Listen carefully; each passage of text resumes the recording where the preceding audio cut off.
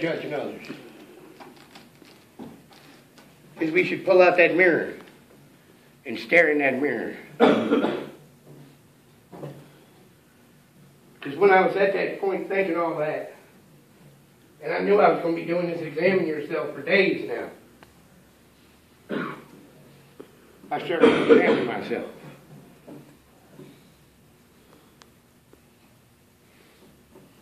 I started to look at things that I had done.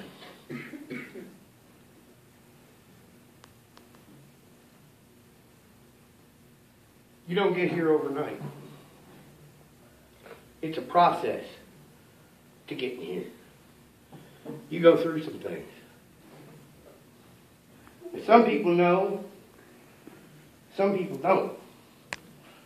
You know. But when I started out in ministry, I wasn't all the way delivered from everything.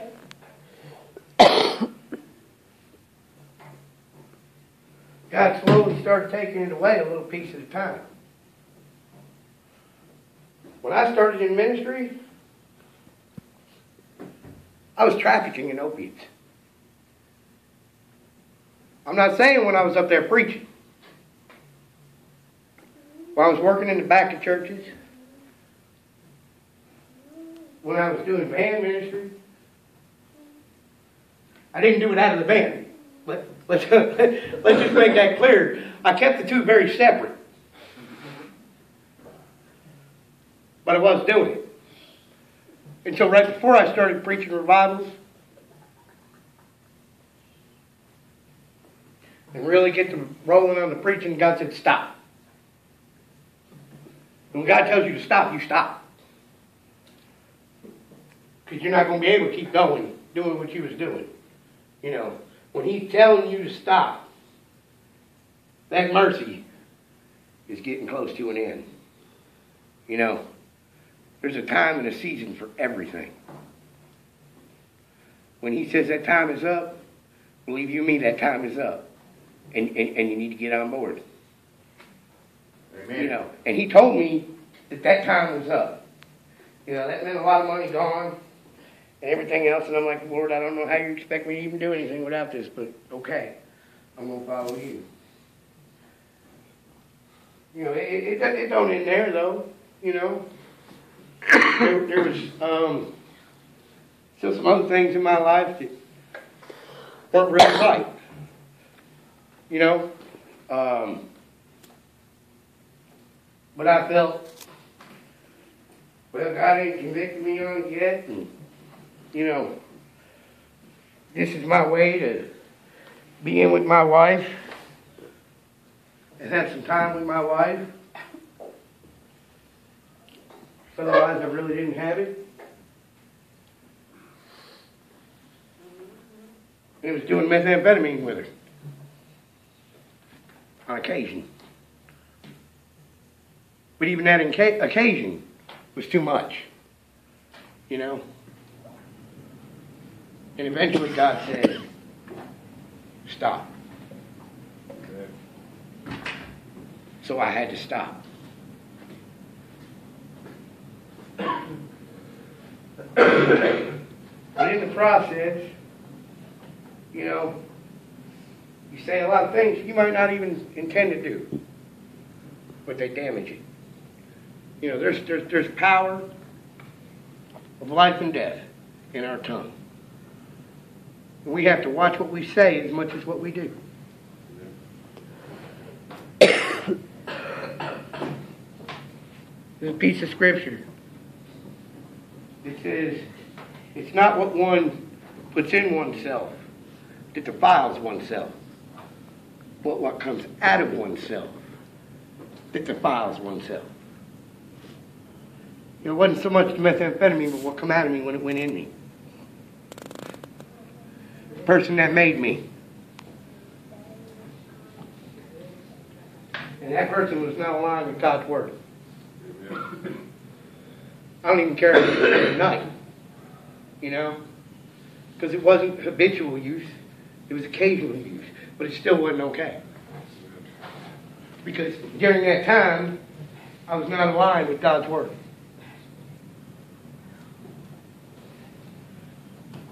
And that's why we got to constantly examine ourselves. You know? And then you got to think, well, how far do I take this examining myself? A brother of mine, one of the elders here in this church, who's not here tonight. But, you know, you all have been coming. Y'all know I only got one living elder left. So y'all ought to be able to figure out who it is. But I told him, I said, brother, I need to see you today. I said, I know you can't make it tonight, but I need to see you today. I said, this is working me over. You know, this is kicking me in the butt. This is a rough one. I need to talk to somebody. And he comes by and he picks me up and we ride to Walmart. And I let him know that I'm on examining yourself.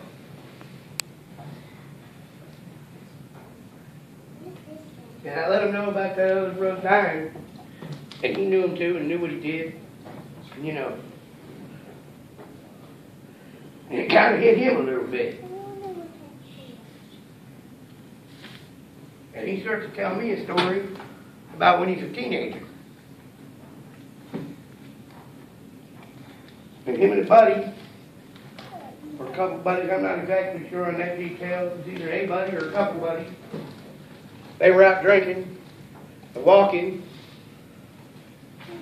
On their way, they seen a church, and the one buddy's like, hey, why don't we break in there and get something? And they were all like, no, bad juju, don't do that. So they didn't do it. But then they did go down the road and rob a convenience store. You know, it was closed, they broke in, stole a bunch of beer. He got finished with his story. Oh, and the thing was,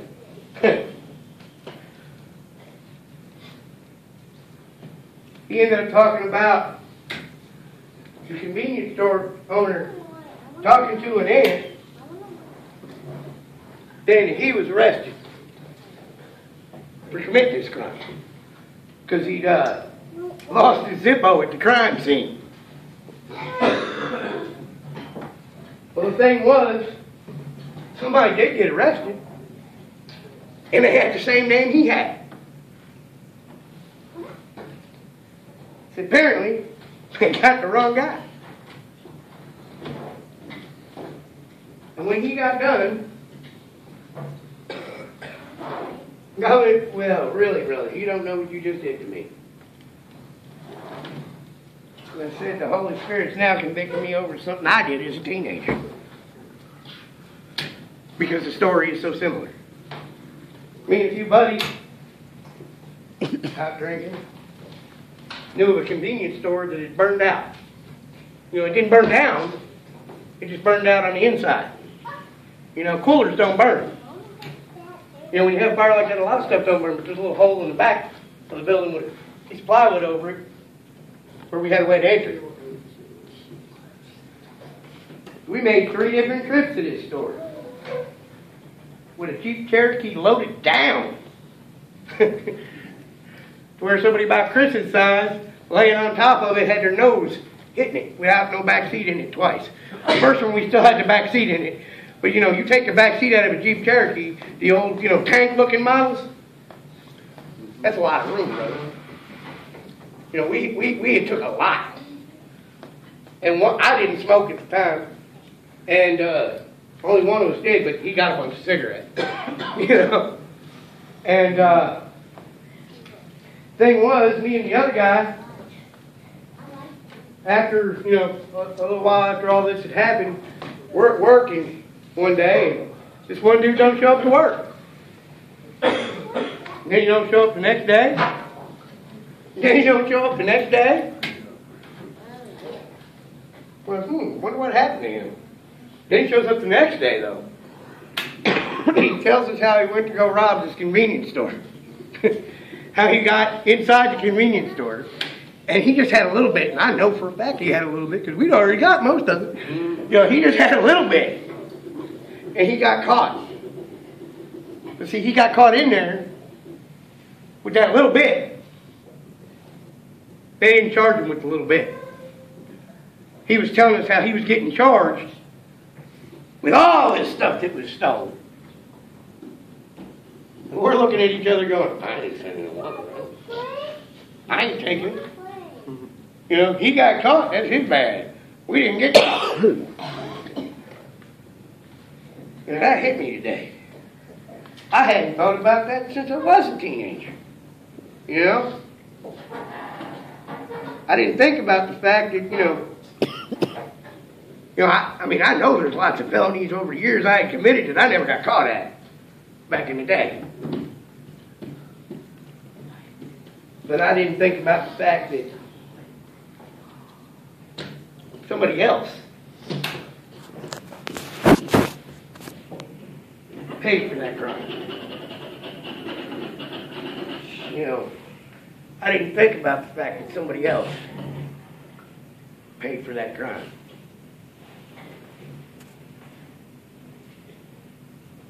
The thing is, for God so loved the world that he gave his only begotten Son, that who shall believe in him shall not perish, but have everlasting life.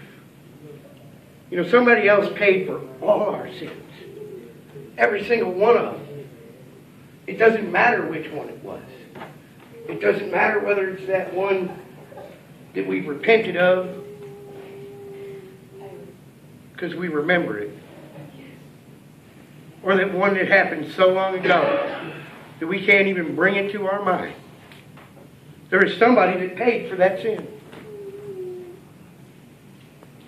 And our salvation rests there. So God, this is a harsh message, man. This is rough.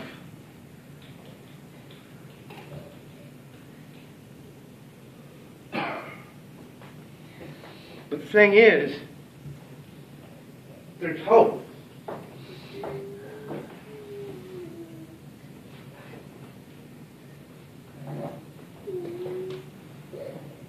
Because God's already overcome.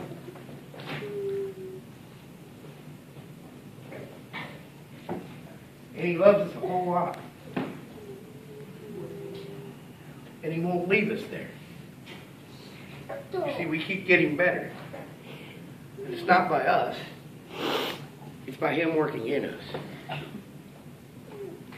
Philippians 1:6. Be confident of this, that he who began a good work in you will carry it out unto completion until the day of Christ. When we turn to God, we're pretty messed up. Because that's when most people turn to God. They don't generally turn in the mountains. They don't go, woo, everything's great in my life. I think I'm going to go see God. Usually they turn to God when it's not so great. When you're in the valley of the shadow of darkness and they're fearing that evil because they don't have God. They turn to God. And once you have God, you fear no evil.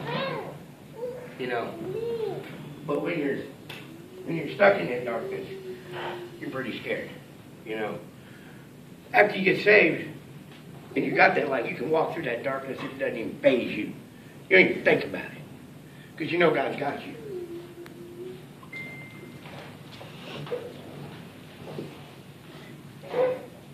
Second Timothy 2:13. If we are faithless, he remains faithful. For he cannot disown himself. He's bigger than us. He's bigger than our mistakes. He's bigger than our flaws. He's bigger than all them times we mess up. Because he can't disown himself. And if we've been saved, he started that work in us. He's in us. And he can't disown that. He that is within you is greater than he that is within the world. You know, once you have Christ in you, you're going to overcome. You're going to make mistakes. But you're going to overcome. Why? 1 Thessalonians 5:24. The one who calls you is faithful, and he will do it. See, that's the whole thing. We act like it's us. I can do this. I got this. I can handle this. It's not about I. It's about he. Because, you know, earlier today, knowing I had to get up here and share all this stuff, I got this. I can do this. I don't know if I can. I'm not sure I'm strong enough. Then he points me to that scripture. He says, no, you're not. But I am. I'm strong enough. You don't know I'm protecting you. See, when you get into ministry, everybody whips out their magnifying glass. Going, I'm looking for it. I'm going to watch them screw up. Where's it at? It's coming. You know, that's if they're close. They may sit further away with a telescope on. You make a mistake yet?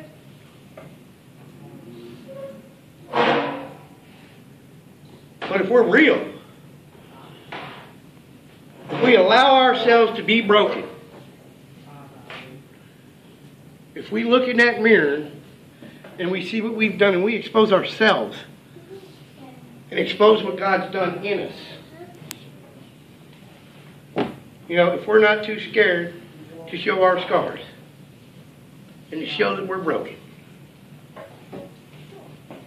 and how He still used us through our brokenness, healed us through our brokenness, showed the world that God loved him and he was messed up.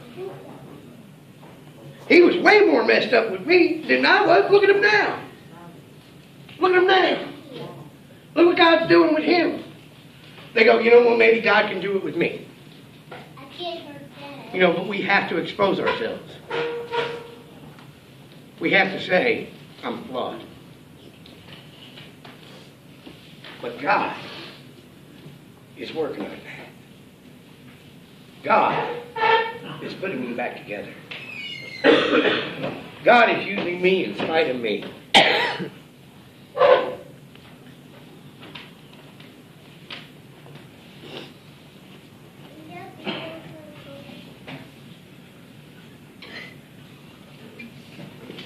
Victory in Jesus first book. I heard no old story, how a Savior came from glory, how He gave His life on Calvary to save a wretch like me.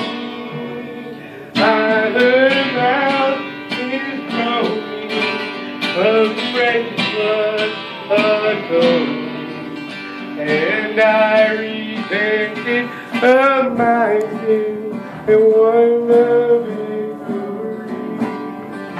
Oh, victory in Jesus, my Savior forever.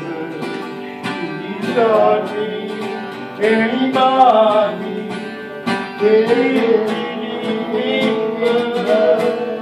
He loved me and all my love is His. He brought me to victory beneath the cleansing blood. I heard about His healing, of His cleansing power, revealing how He made the way to walk again and cause the blind to see. And I cried, dear Jesus, come and heal my broken spirit. And somehow Jesus came and brought me the victory. Oh, victory in Jesus, my Savior forever. He sought me and bought me with His redeeming blood. He loved me